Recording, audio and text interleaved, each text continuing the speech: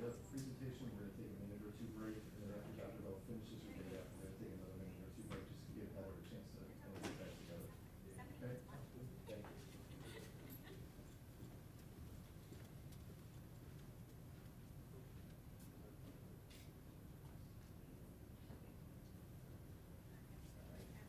All right, and I'll be back in 2 minutes with everybody. Thank you.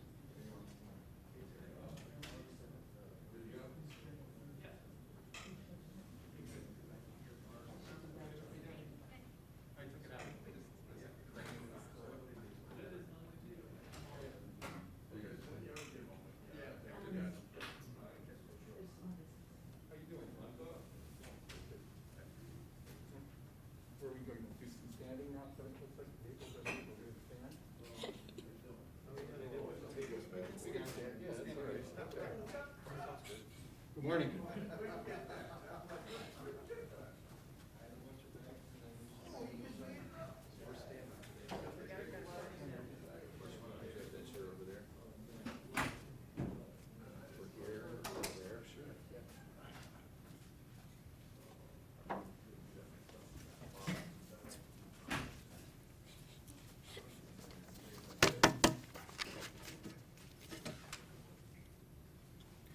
One, 2, 3, 4, 5, 6, 7, 8, 9, 10.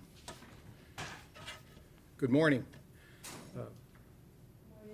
As we start off every morning on Fridays, where we do our data roundup and cover a wide range of topics, I have with me today our County Executive Armin Budish, who's been a stalwart supporter from the beginning of this, and we're very appreciative of that. Dr. Heidi Gullett, my partner throughout, thick and thin, and of course our one of our co-directors of Prevention and Wellness, Ramona Brazil, who'll be here to wrap us up. So that's how we'll round out the morning for you. And with that, I'd like to hand the podium over to Executive Budish. Good morning. Thanks as always to Terry Allen and Dr. Heidi Gullett and the entire team here at the Board of Health.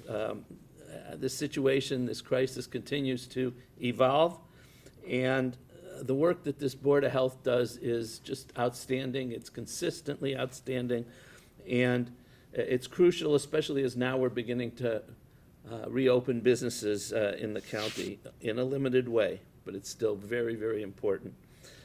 So knowing that they're on top of it and monitoring the situation is very comforting for me and for all of us here.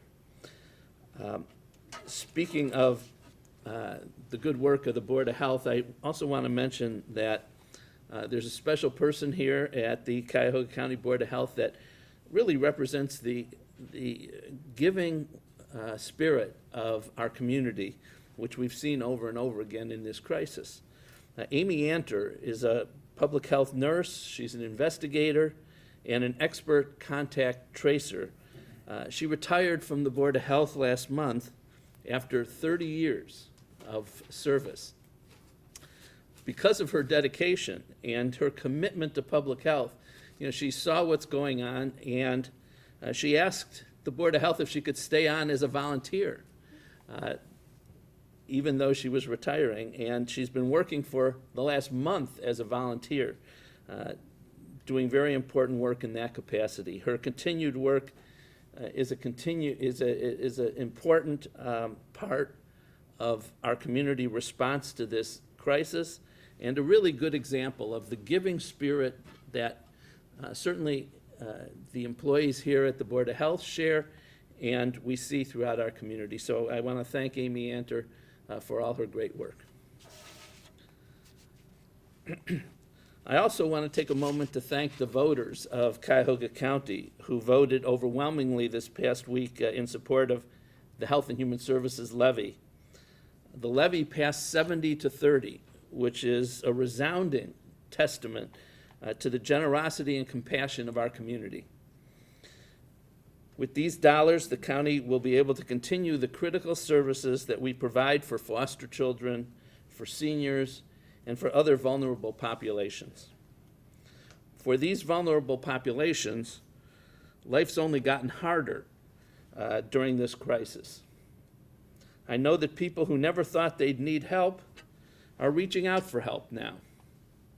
The Health and Human Service levy will give us the resources to help meet these needs.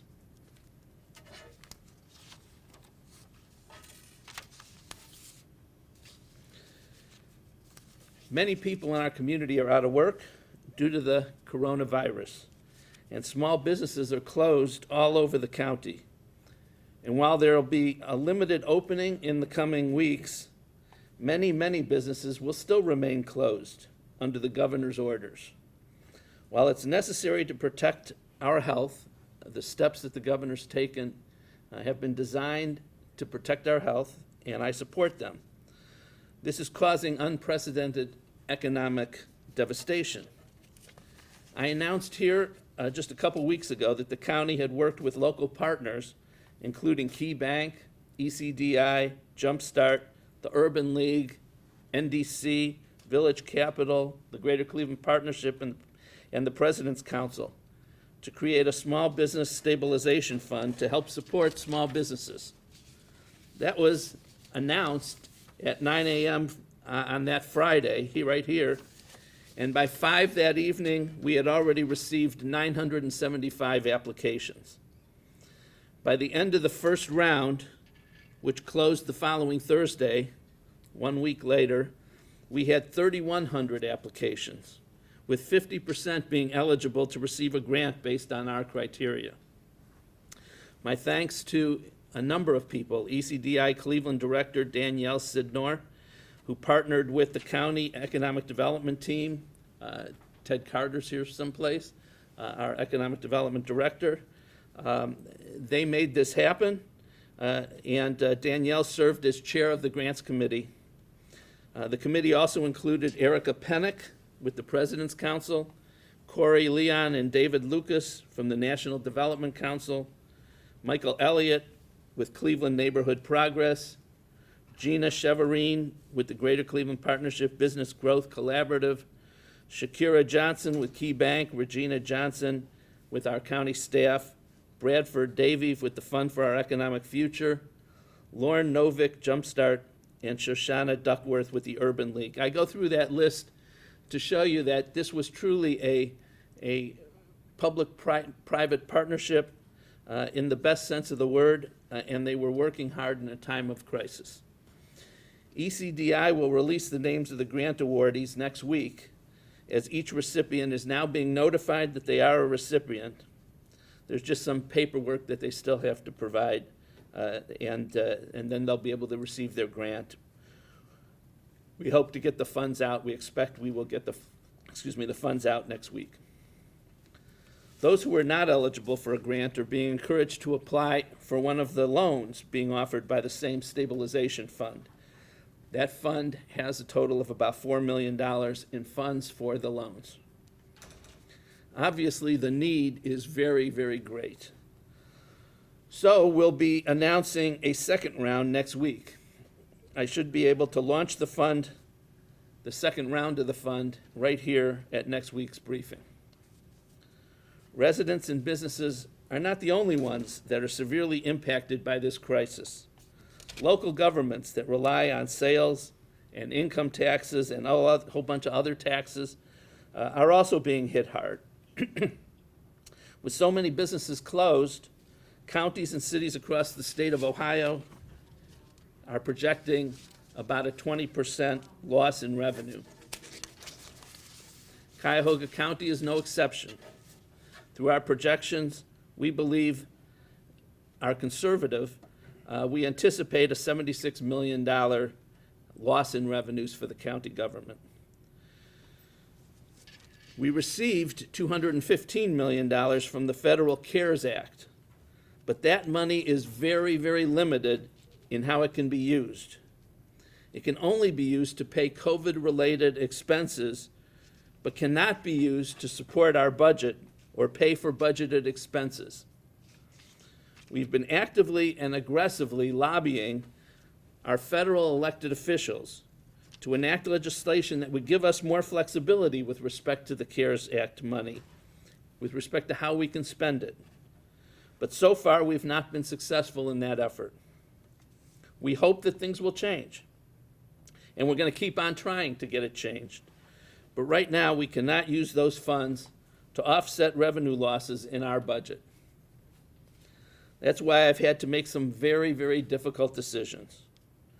We must be good and responsible stewards of the taxpayers' dollars. So I've had our employees take 2-week furloughs.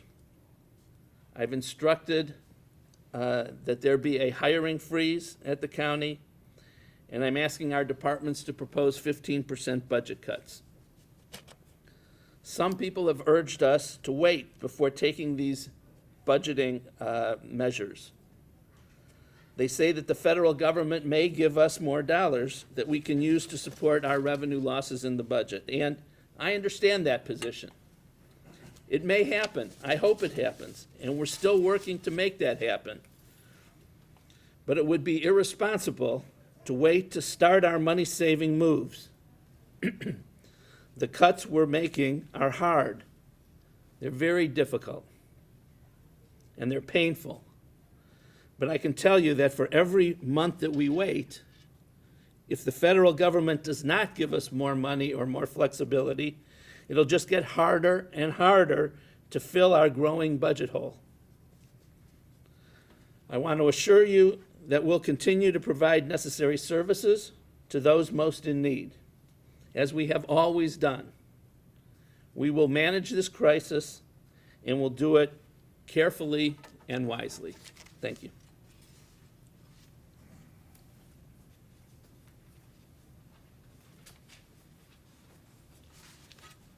Thank you, Executive Budish, for your leadership and your support throughout this very difficult time. We know a lot of people are hurting. We know a lot of disruption has occurred at many levels. And at the same time, we know that we've saved a lot of lives. So that is the central challenge that we face now and going forward, what we faced from the beginning of this. And so that is still before us, and as a community, we have to handle it together. I have a new mask today I want to show you. This is from my wife. Her mother was from Glasgow, and so of course plaid is appropriate. And today is my wife's birthday. She didn't know I was going to do this, and she'd probably rather I didn't. But my best friend and the love of my life, who hasn't seen much of me in the last few months, happy birthday, and thank you for everything. So first off today, I'd like to recognize the great work being done by the staff at the County Donation Center. The Donation Center is a place where medical supplies and personal protective equipment are received, staged, and stored, and distributed in preparation for a response to a public health event or incident. In response to the pandemic, the County Donation Center has been operational since March 26th. In order for the Donation Center to become and remain active, a number of organizations had to come together. And we're grateful for the ongoing partnerships that the County Executive Budish has arranged that help to support this critical work. Among the partners are the Cuyahoga County Public Works Department, which provided the facility and the storage space, the equipment to move around the inventory, and making staff available to offload supplies from semi-trucks. We appreciate the support of the director, Michael Dever, and his staff, who've been so on the spot for us in handling the supply and protective equipment inventory at the Donation Center. Their commitment has been critical to keeping our frontline workers safe. And the work we've done around contact tracing, around quarantine and isolation, and response in this community, together with the telehealth lines, has really flattened the curve and really created a plateau that has helped to buy us time to save lives and conserve personal protective equipment and conserve and have available critical equipment like ventilators to protect people and help people should they have to seek care. The County Sheriff's Office has been critical for security, and we appreciate Sheriff Schilling and his deputies that have been there for us throughout. And we also have gotten assistance from the State Highway Patrol, so we appreciate Governor DeWine's support in that regard.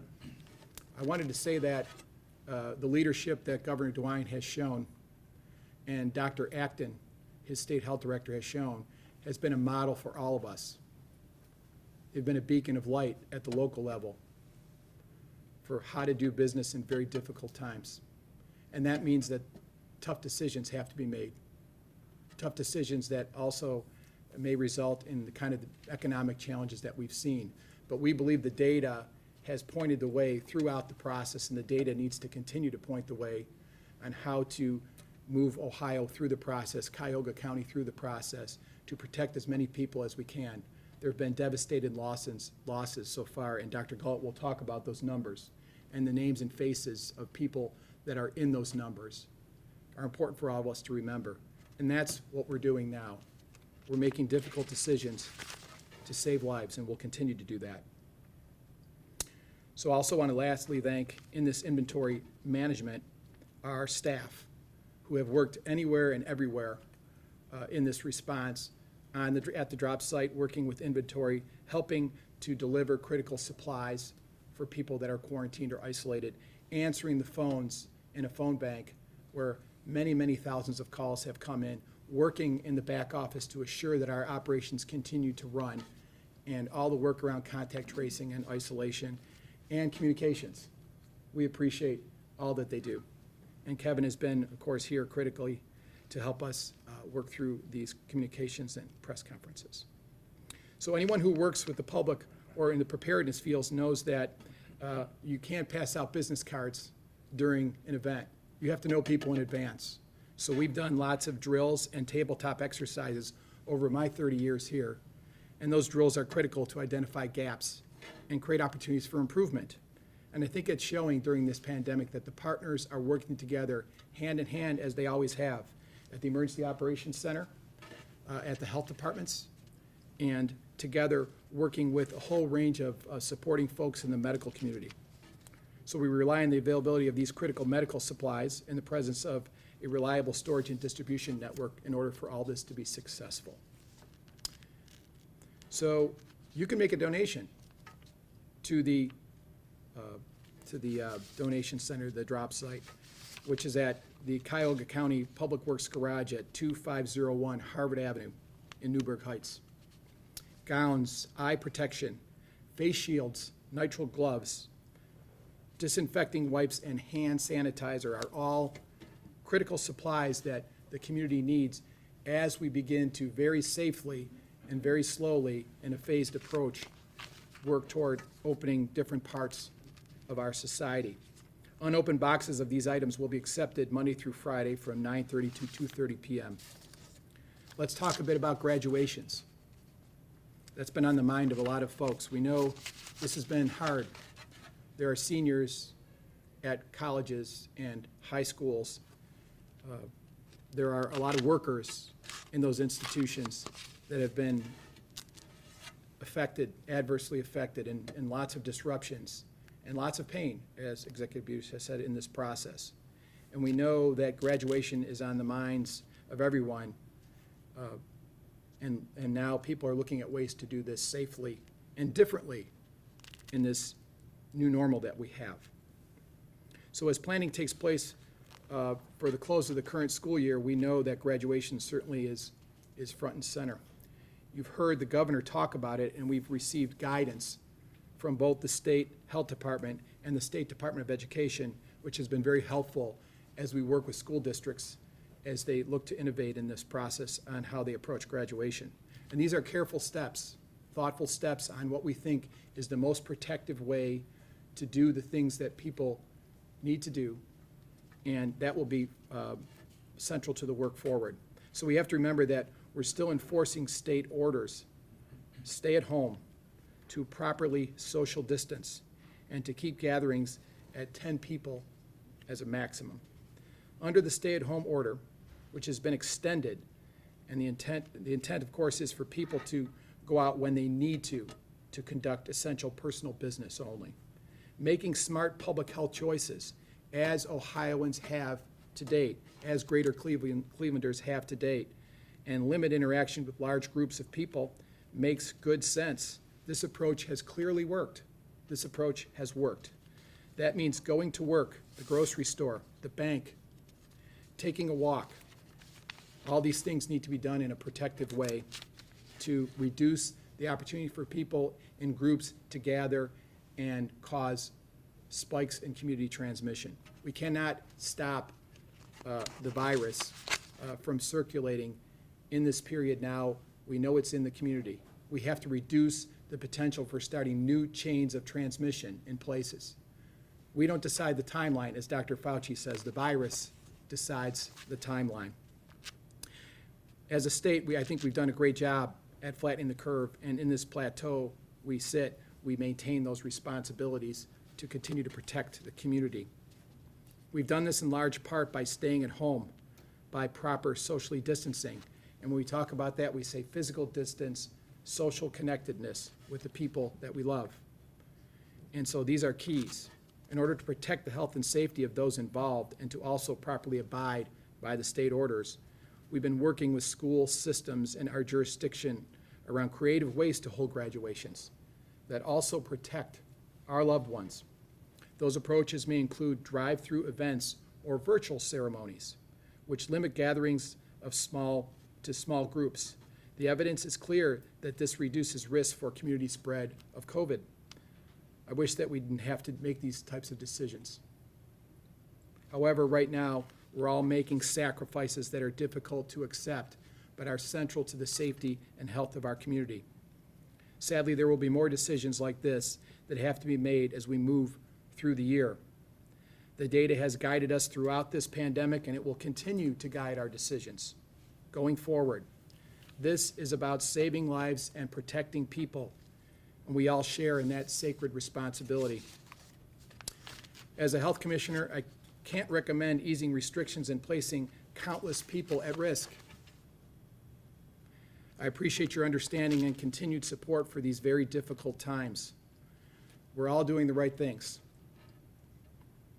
So returning to work, there's been new guidance, certainly that everyone has seen from the state. As people return to work, the Ohio Department of Health has issued this guidance for employers and employees. We encourage you to visit coronavirus.ohio.gov to find more information under the Responsible Restart Ohio tab. You can also find a link to information on our website at ccbh.net. One of the common themes you'll find is wearing a mask, like this mask, to protect others.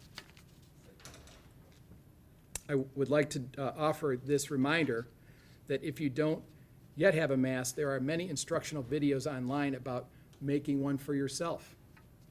Whether you use a scarf, a bandana, or a t-shirt, as Dr. Adams, our Surgeon General, has done, there are several options. Given that wearing masks in public will be the standard, it's important to be prepared. The data from the CDC demonstrates that wearing masks works. If I wear a mask, I protect you from me. If you wear a mask, we protect each other. We must all do our part to protect our family, friends, neighbors, co-workers, and even people that we've never met. These people are part of our community, and these public health strategies have clearly served us well. So with that, I'd like to transition to our esteemed medical director, Dr. Heidi Gullett.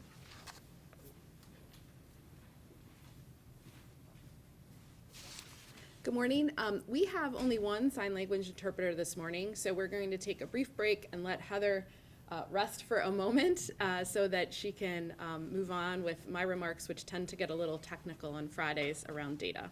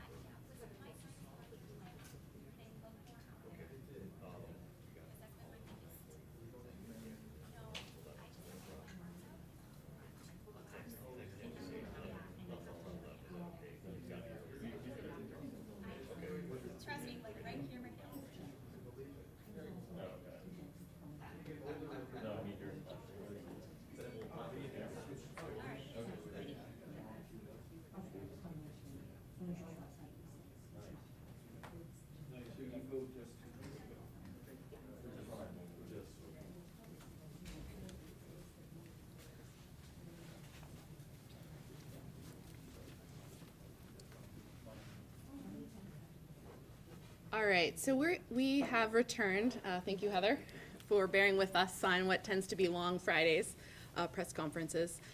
So before I start with reviewing this week's data, I would like to again start with gratitude. Gratitude is one of the principles that's really helping all of us here at the Board of Health get through this difficult time. And so I'd like to start this morning by thanking all of the individuals in our community who are serving those who are homeless. There are quite a few people in our community who work day in and day out, month after month and year after year, serving the homeless. And they are amazing servants. I look up to them all the time, but particularly in this difficult time. And so it begins with the support from our county administration and all of the people in county government working really hard to make sure that people have a safe place during this time.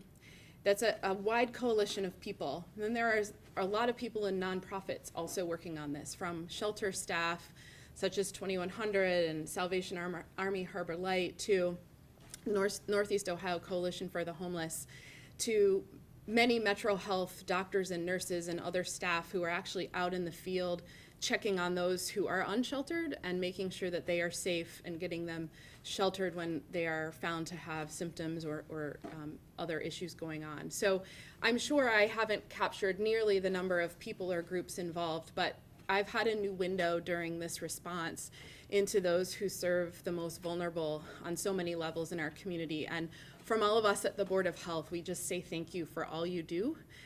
Before the pandemic, during the pandemic, and all the things we know you'll do after. You're an inspiration to all of us.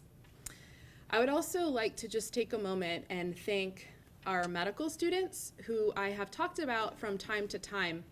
We have an army of medical students from Case Western Reserve University School of Medicine who have intermittently come here for rotations over time. They're here on an agreement that we have with the School of Medicine. But they have really stepped up in the past 5 to 6 weeks in providing invaluable support for our COVID-19 response. And this ranges from first to fourth year medical students.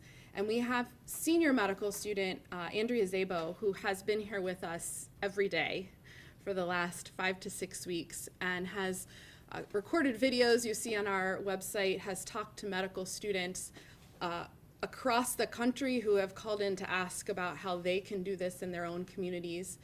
And then we have fourth year medical students who have devoted a ton of their final weeks of medical school to working with us here. And you're going to see some information about the number of cases that we have cleared this week. And it's remarkable. And that is in large part due to Andrea and our third and fourth year medical students. And for our fourth year medical students, this has been a very difficult year, as it has for all of us. But the rites of passage that you have as a graduating medical student are getting your match day when you find out where you're going to do your residency, and getting to walk across the stage and be hooded, meaning you get to get your medical degree with all of the pomp and circumstance we're all used to, as many others graduating at different levels in our community will miss out on that in-person experience.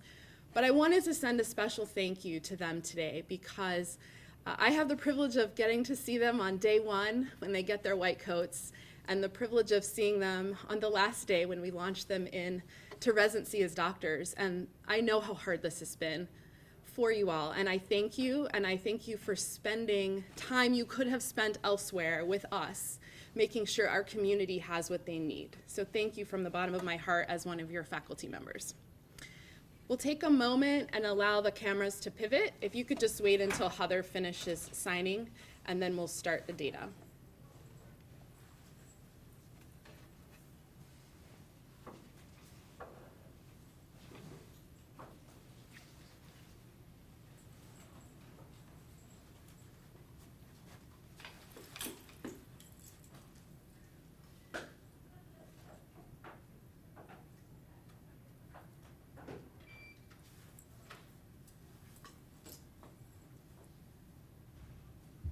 Good.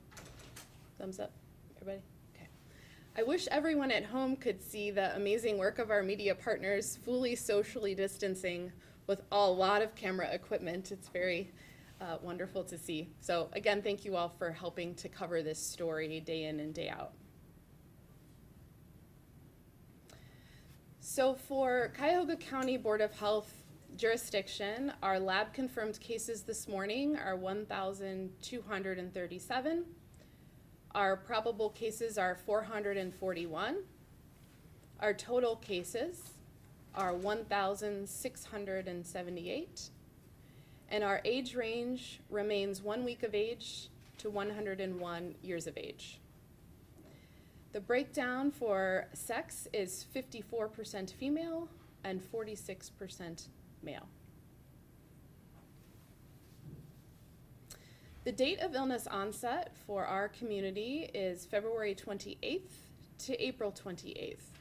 So you see that we continue to see new infections and people becoming symptomatic within the last few days. I'm very pleased to report our recovered cases at 507, in large part due to our medical student team who has really focused on this week and reached out to some of our people who were diagnosed very early and found them to be doing very well. The number of identified contacts is 3,256. And remember that these individuals then are given information and an order of quarantine because they're at risk for the infection. So this is the essence of contact tracing.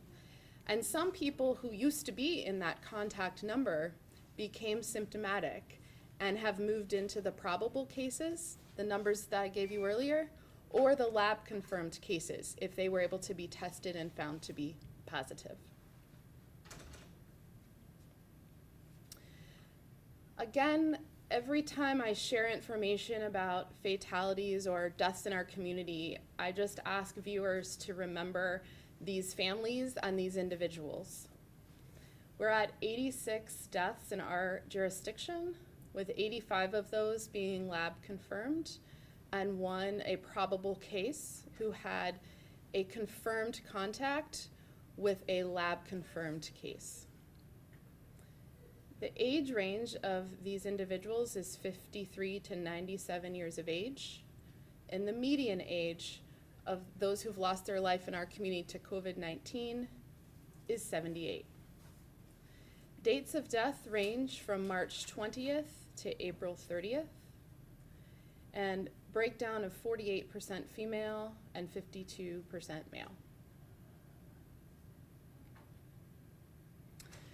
Total cases, we have hospitalizations at 18%. So again, 18% of cases have been hospitalized. We do find out additional information about people who were hospitalized in the middle of their illness course once we discontinue them from isolation and do that discontinuation interview. So if they aren't hospitalized at the beginning, we often don't know until the very end. So this number continues to change as we clear more people. Admissions to the intensive care unit, given the current roughly 1,600 cases, is 6%.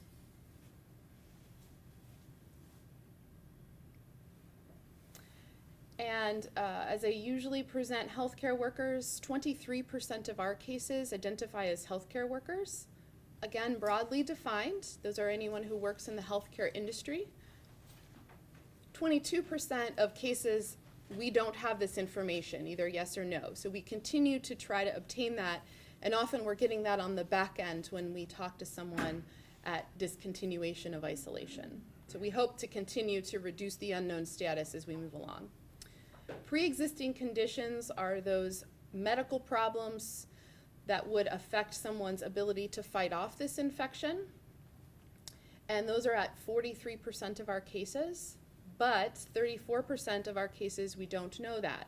So we have a lot more information for those who are hospitalized, and the newer cases that we have, sometimes it's harder for us to get that information, but we continue to also collect that again at the discontinuation interview if we haven't previously gotten that information. This just shows you the exact same thing I presented in graphical form. We know people like to see things in different views, so we're trying to provide additional graphics. You see the percent of healthcare workers, unknown, the percent of pre-existing condition, and those unknown. For total cases, the racial and ethnic breakdown is as follows. 0.8% of our cases identify as Asian, nearly 33% is Black, 55% is white, 3% as other, and 8.5% as unknown. And as I've committed to other weeks, our team is very dedicated to getting this information and continuing to reduce the amount of unknown data that we have. For ethnicity, 76% of people in our case pool identify as non-Hispanic, and 2.4% identify as Hispanic, Latino, or Latina. 21% are unknown. This continues to be a challenge for us to get this information, but we continue to do our best as a team to ask people how they self-identify.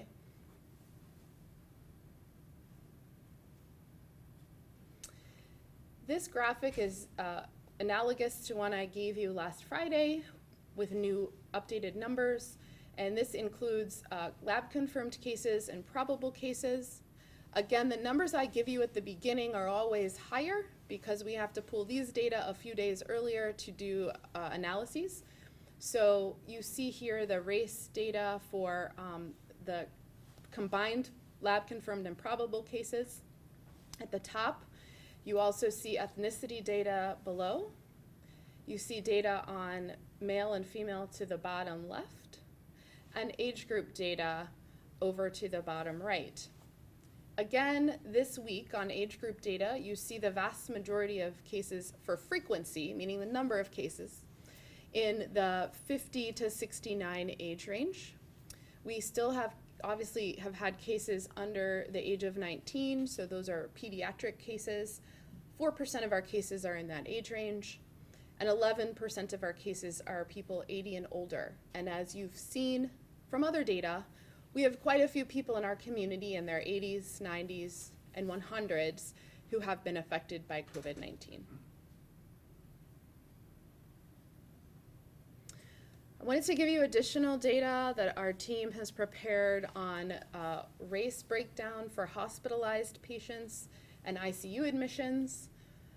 This is important as we consider the disproportionate effect of this infection on certain parts of our population. You see hospitalized patients, 57% male, 43% female. And just to be clear, we also ask about gender identification, so should that be something that's identified, we will also present that.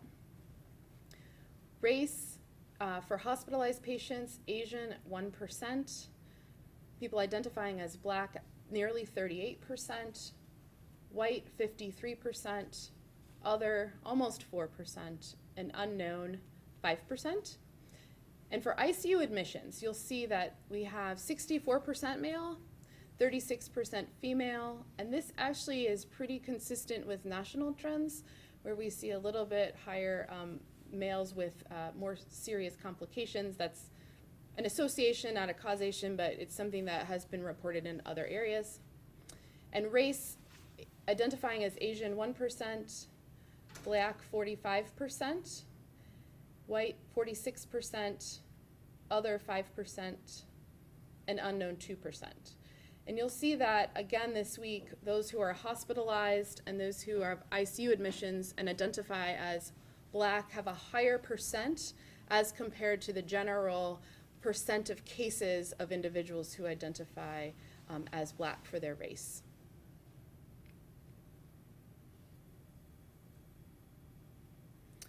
This is the same curve I've been showing you for weeks, which I know you all love.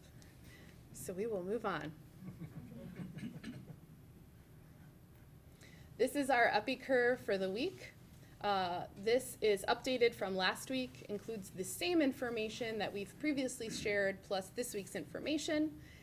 The blue lines, which continue to go up, are those who have been discontinued from isolation or cleared from infection.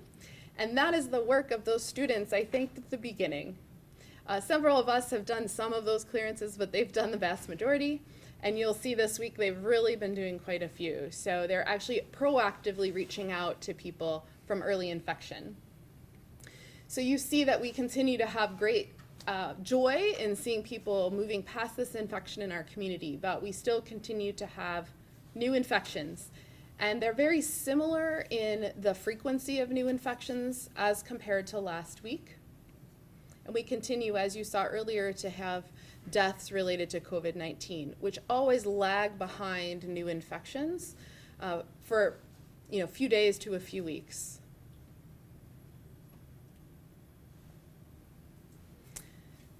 This map represents combined cases from the City of Cleveland jurisdiction, as well as Cuyahoga County Board of Health. These data represent both lab-confirmed and probable cases. And as we have mentioned previously, the map continues to become darker, meaning the frequency of infections continues to rise nearly everywhere in our county. This also represents where people live, not where they contracted the infection. Just a reminder that that is what this represents.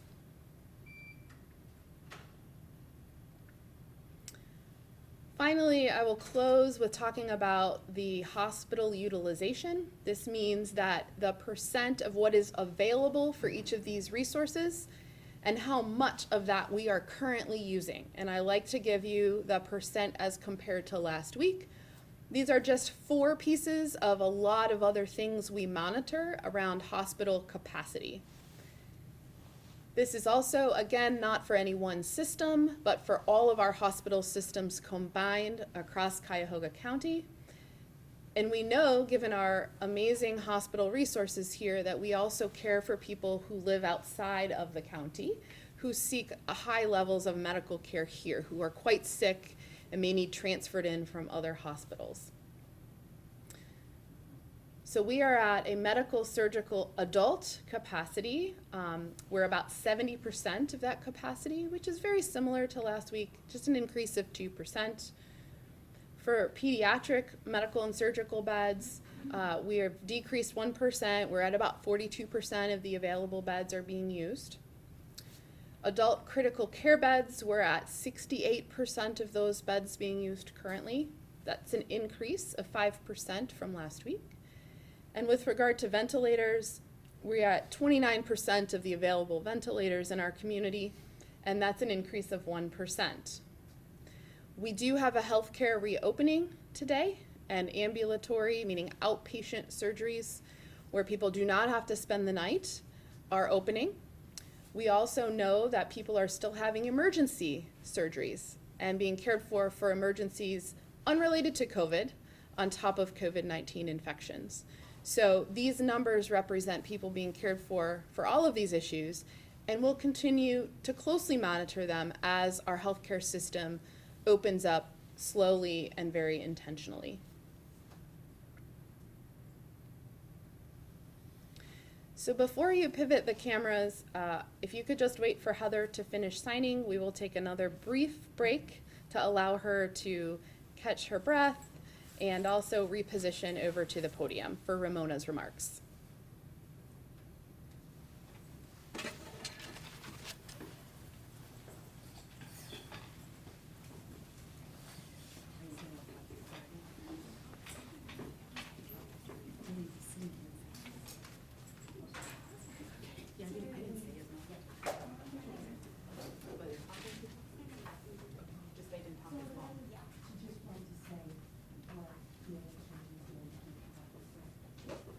If you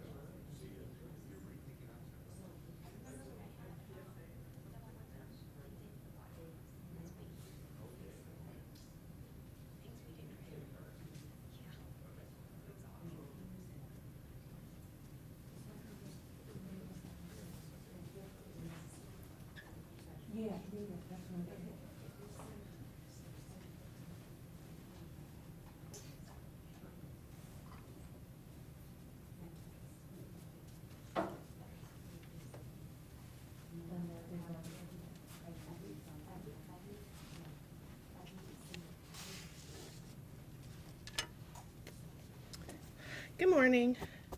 I just have a few remarks today. First, I also wanted to start with a couple of acknowledgments. First, I just want to say congratulations to our former Director of Prevention and Wellness, Claire Butler, who retired last week after 35 years of nursing service, both here in the hospital and 20 years at the Board of Health. So I teased her that I first started working under her during the H1N1 pandemic, and now she's leaving during the COVID pandemic. So she kind of bookended our relationship with pandemic, so very interesting. I also want to say congratulations to Amy Answer again. So I worked with Amy for a long time, very dedicated public health nurse. She would not want this attention at all, and I'm sure she's at home not liking it. But she worked in our school health nursing program for a long time, and then a long time in our epidemiology area. So her expertise was greatly appreciated during this pandemic time. Lastly, I would just like to acknowledge my alma mater, which is Kent State University. I watched last night the pinning ceremony for the graduating class of nurses from the College of Nursing. I'm a proud member of 13,000 nurses from the school. And we normally have an in-person pinning ceremony, which is a rite of passage for nurses.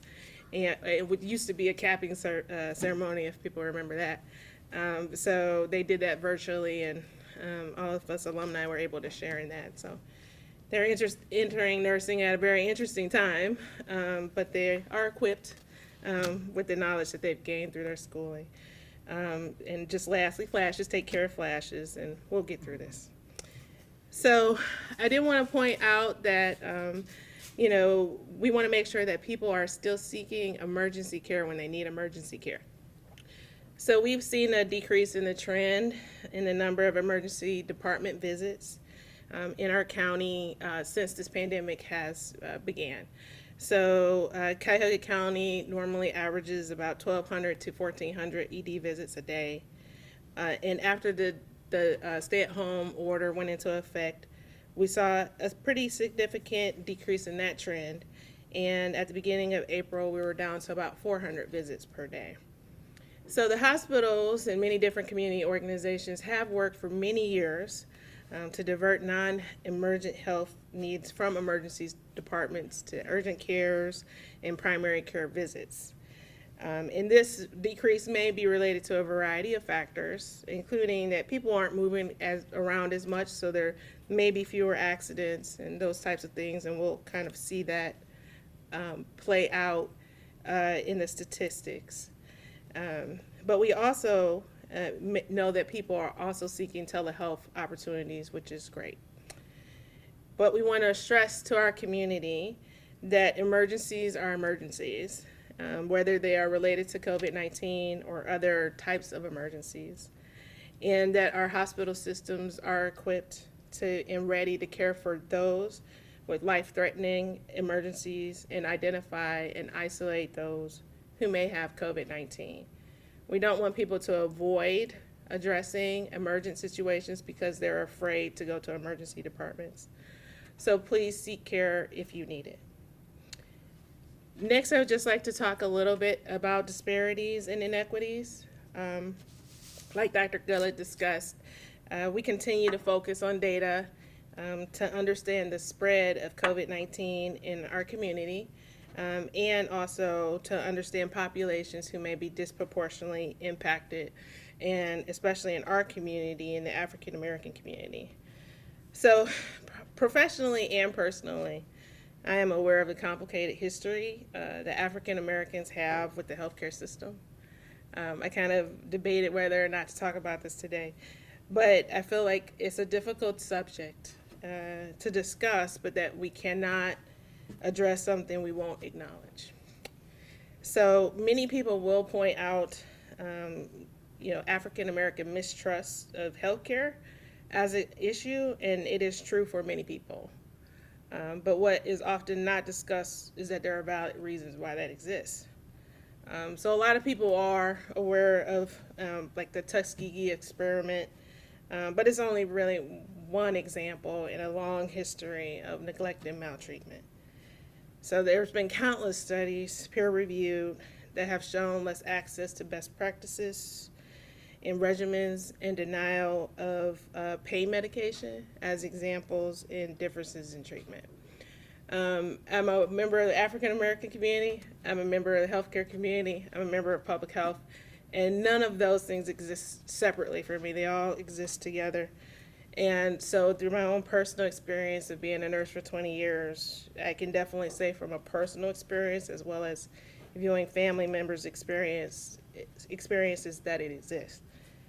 So poverty and lifestyle behaviors are often pointed out as the causes of disparities. But even when those socioeconomic factors are equal or even better, African Americans still fare worse in most health outcomes. Over the years, our hospital systems and our community organizations have worked to build trust and to challenge both explicit and implicit biases that exist. And that work is not over, and more has to be done. So what this leads to is a vacuum in trust in institutions.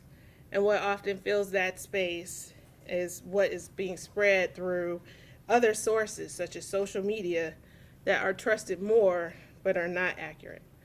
So I want to point out that, as the Cuyahoga County Board of Health, we want people to seek out trusted sources of information locally. We have worked very hard to be that source of local public health information for people to seek out and to trust. We need people to hear us. COVID-19 is impacting the African American community severely nationwide. We are seeing the statistics in other major cities, and we are hearing the very tragic stories, both in the news, and they're also shared through social circles. And we shouldn't wait to see large disparities before being proactive. What we need people to know, because we also understand that African Americans may have less access to being able to work from home, less access to sick time, and may work as essential workers. So our message is often to stay at home, and we've talked about that's not a reality for everyone. If you cannot stay at home because you do need to go to work, because you do need to care for loved ones or shop for essential goods, we ask that people limit their close contact with other people. Wear a mask or a facial covering. We know that many people may be wary of wearing masks due to the fear of being stigmatized, but you are in the right when you wear a mask.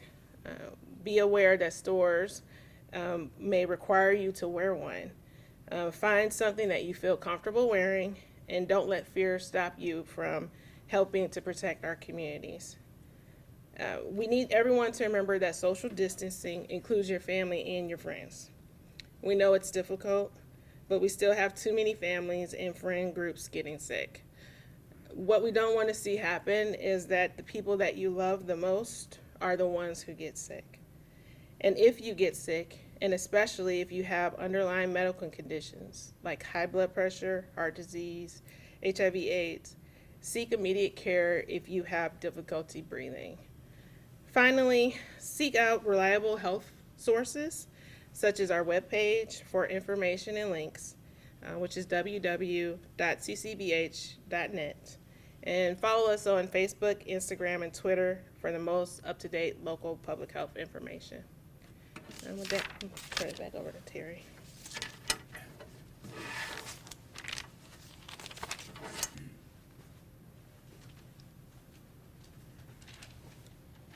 I'd like to thank Ramona for her leadership, for her sincerity, for her courage, and for pointing out the continuing injustice that really relates back to that original sin of injustice in our community, as she's done so well, and it's being exacerbated in this COVID epidemic.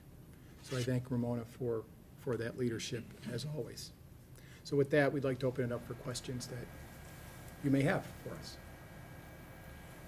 Speaking of what we were just discussing, one thing I noticed between last week and this week, when we're looking at the percentage of cases affecting African Americans, the percentage of of Black individuals needing treatment in ICU seems to be almost equal to the percentage of white people who need ICU treatment. Can you speak specifically to what you're seeing locally with those numbers specifically? Well, and I think I might say something and turn it over to Heidi as well. But, you know, I think that we're still learning. A lot of this still relates, I mean, we didn't say it today, but we should. Testing continues to be an issue. I know, like, I feel like it just should be a disclaimer. And so a lot of the people who are being tested are still disproportionately our healthcare providers. And so it's still really hard to just give a broad kind of statement about where we are data-wise, but we're definitely looking at that because as we start to see those statistics coming out of the breakdown looks like in hospitalizations and ICUs is something that we're going to have to pay more attention to understand, is this going to be more representative of the whole population or is it a subset because of who we're testing? So I'll turn it back over to Dr. Gullett to further. Yeah, so I wanted to highlight testing as an issue. We do not have negative tests. We can't look at negative tests and say this percent of our population broken down by race and ethnicity or zip code or any other demographic has been tested, because we don't have access to those data at this time. So as a result, we don't actually know who all has been tested. We have some ideas that some groups of our community haven't been tested because they've been safely staying at home. But we are really committed to increasing testing, which you've heard me talk about every single time I'm up here pretty much.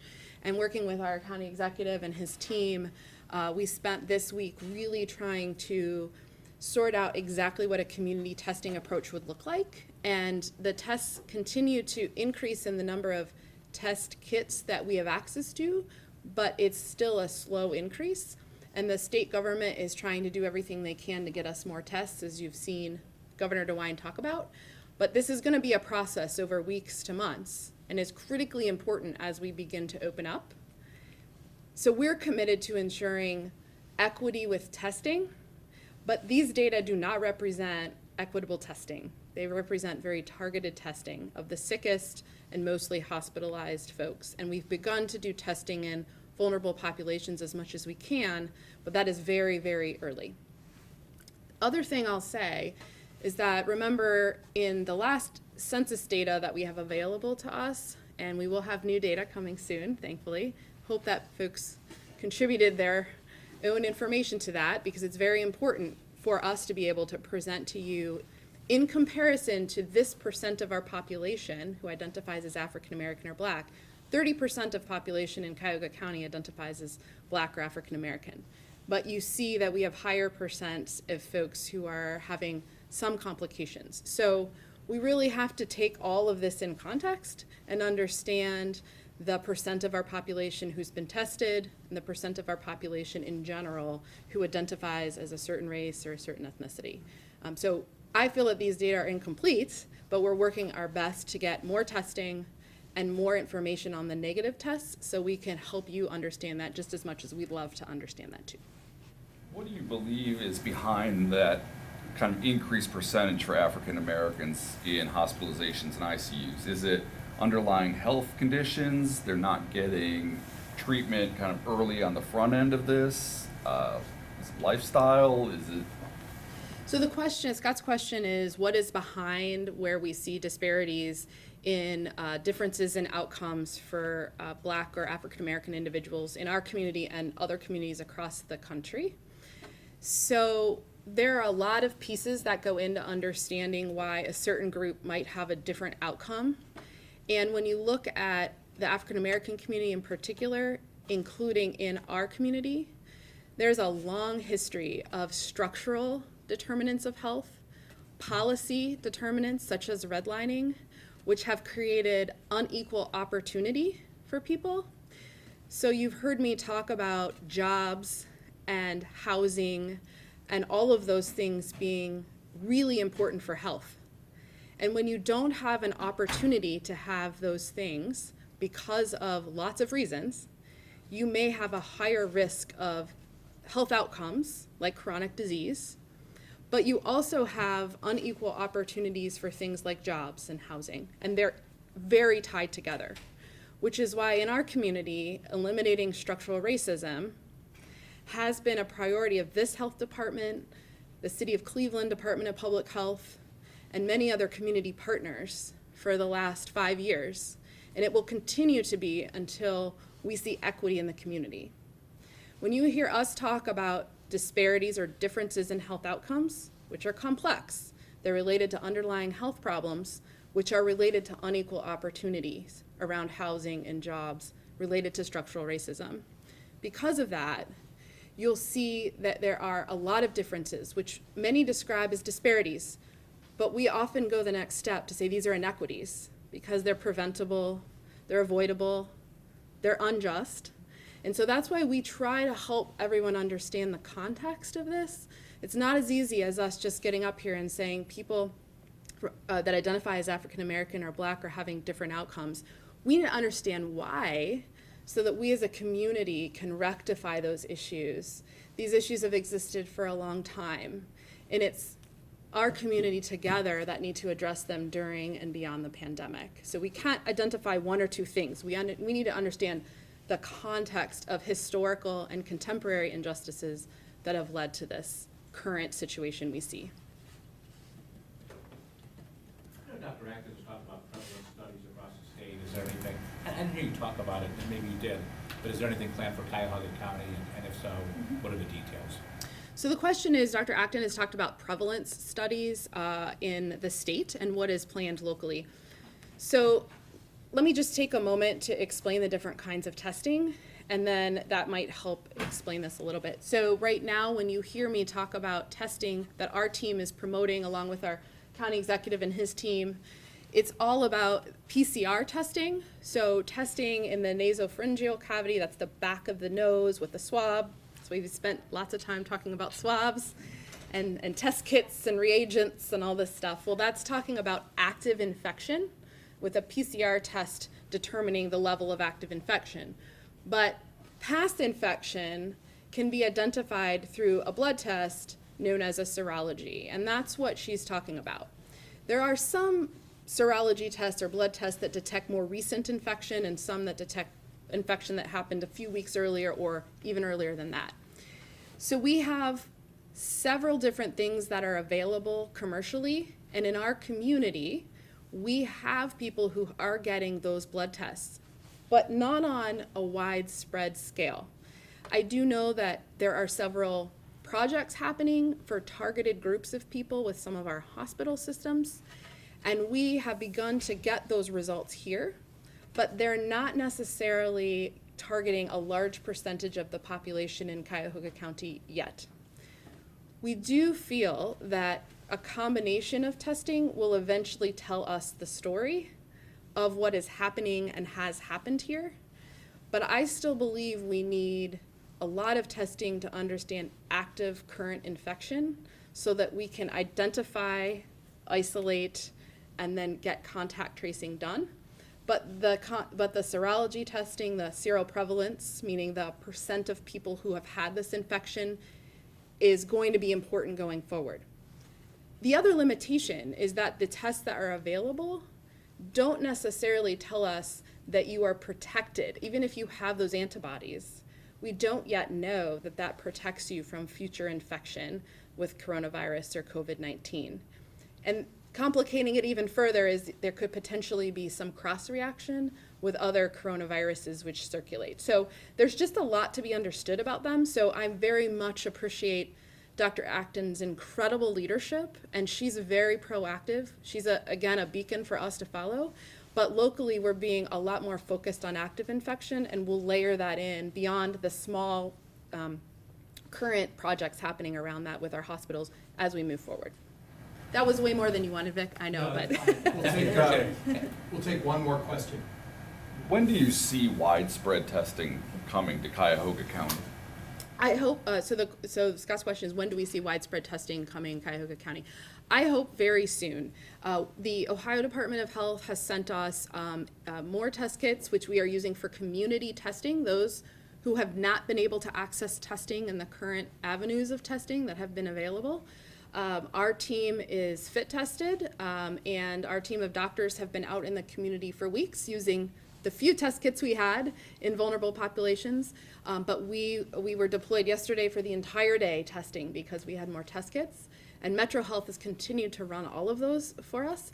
And so as more test kits come our way, we are deploying in an intentional strategy to ensure we're getting people tested who haven't been tested yet and who are really high risk, congregate settings, workers deploying back into the community, critical infrastructure workers. So I hope by next week I can report to you even more test kits and even more about a community testing strategy. How many are we talking about when you say widespread? Well, right now we only still have a few thousand test kits that we're trying to use for a huge population. So it's still not adequate, I will tell you that. But it's way more than we had a few weeks ago. And our Ohio Department of Health has really helped us in trying to get out to the local community health departments as much as they can, as quickly as they can. But we're working in close conjunction with our county leadership and government to make sure we get whatever's available as the supply chains are now moving, try to get them as much as we can, as quickly as we can. I wanted to thank, again, Executive Yudish for his leadership, Dr. Gullett, Ramona, and Heather for their participation today. I have a couple announcements. One is that we are now going to be moving to one briefing a week on Fridays, so it will be a longer briefing, but it will be more comprehensive, and it'll be a chance to take a snapshot of things as we move through this week. I also wanted to take a moment to thank my brother-in-law, Brendan Walton, who owns a place called Cleveland Coffee Company. He's donating some food to us.